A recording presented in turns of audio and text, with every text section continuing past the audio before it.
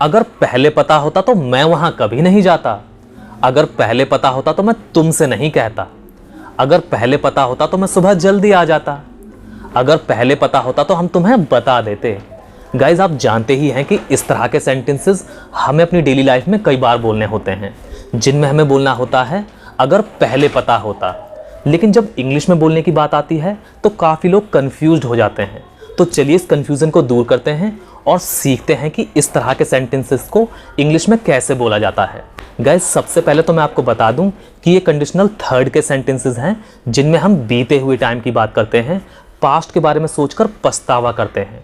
इस तरह के सेंटेंसेस में हम उस काम की बात करते हैं जो अब हो ही नहीं सकता, पॉसिबल ही नहीं है, क्योंकि वो टाइम बीत चुका है, अब वो टाइम कभी नहीं आएगा। तो गाइज, इस तरह के सेंटेंसेस को इंग्लिश में बोलने के लिए जिस स्ट्रक्चर का यूज़ किया जाता है वो है if I had known earlier, उसके बाद सब्जेक्ट, सब्जेक्ट के बाद वुड हैव के बाद वर्ब की थर्ड फॉर्म और लास्ट में अदर वर्ड्स। अगर लिख रहे हैं तो ध्यान रखना है कि अर्लियर के बाद एक कॉमा लगाना बहुत ज़रूरी है। ये कॉमा तो के लिए होता है। अगर आपका सेंटेंस नेगेटिव में है तो आप वुड हैव की जगह पर वुडंट हैव का यूज़ करेंगे। गाइज, इस तरह के सेंटेंसेस दो सेंटेंसेस से मिलकर बनते हैं। पहला सेंटेंस हम पास्ट परफेक्ट टेंस में बनाते हैं और दूसरा सेंटेंस हम वुड हैव प्लस वर्ब की थर्ड फॉर्म का यूज़ करके बनाते हैं। चलिए इसको और अच्छी तरह से समझने के लिए इसके कुछ एग्जाम्पल्स देख लेते हैं, ताकि उन एग्जाम्पल्स की मदद से आप नए नए सेंटेंसेस बना सकें, इसकी प्रैक्टिस कर सकें। अगर पहले पता होता तो मैं सुबह जल्दी आ जाता।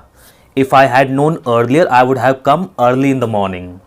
If I had known earlier I would have come early in the morning. अगर पहले पता होता तो मैं तुमसे नहीं कहता। If I had known earlier I wouldn't have said to you. If I had known earlier, I wouldn't have said to you.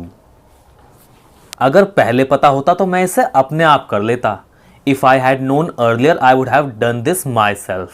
आप ऐसे भी बोल सकते हैं, If I had known earlier, I would have done this by my own. अगर पहले पता होता तो मैं ये वाला नहीं खरीदता। If I had known earlier, I wouldn't have purchased this one. If I had known earlier, I wouldn't have purchased this one. अगर पहले पता होता तो मैं उससे झूठ बोल देता।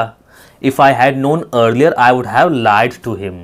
आप ऐसे भी बोल सकते हैं, If I had known earlier, I would have told a lie to him. अगर पहले पता होता तो मैं वहीं रुक जाता। If I had known earlier, I would have stayed there. If I had known earlier, I would have stayed there. अगर पहले पता होता तो मैं हाँ कह देता। If I had known earlier, I would have said yes. If I had known earlier, I would have said yes. अगर पहले पता होता तो मैं उसे नहीं बुलाता।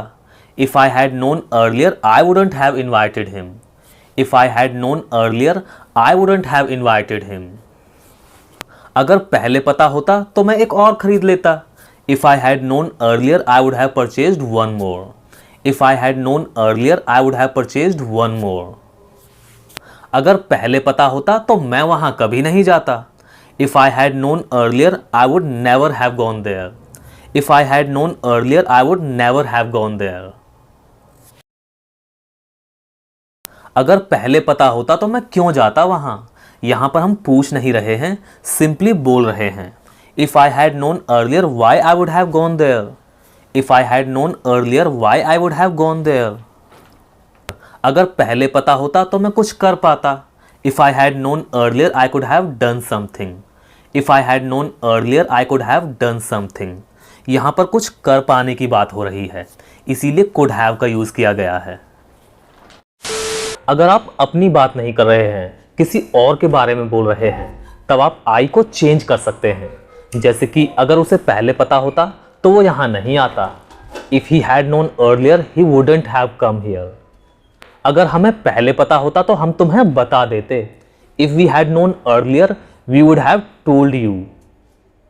हो सकता है काफ़ी लोग सोच रहे हों कि इस तरह के सेंटेंसेस को ऐसे भी बनाया जा सकता है, जैसे कि अगर उसे पहले पता होता तो वो आ जाता।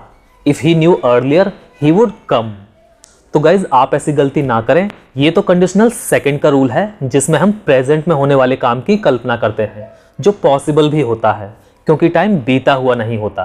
लेकिन हमारे इन सेंटेंसेस में हम उस काम की कल्पना कर रहे हैं जो पॉसिबल ही नहीं है, क्योंकि टाइम बीत चुका है, अब वो टाइम कभी नहीं आएगा। सो गाइज, एक सेंटेंस आप सभी के लिए। अगर पहले पता होता तो मैं आपकी सारी वीडियोस देख लेता।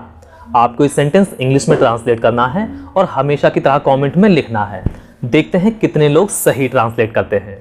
Best of luck. So guys, आज की इस वीडियो में बस इतना ही। आई होप कि आपको वीडियो पसंद आया होगा और आपको स्ट्रक्चर का यूज अच्छे से समझ में भी आया होगा। अगर आपको कोई भी डाउट हो तो आप कमेंट करके पूछ सकते हैं। तो मिलते हैं अगली वीडियो में एक नए लेसन के साथ। Till then take care.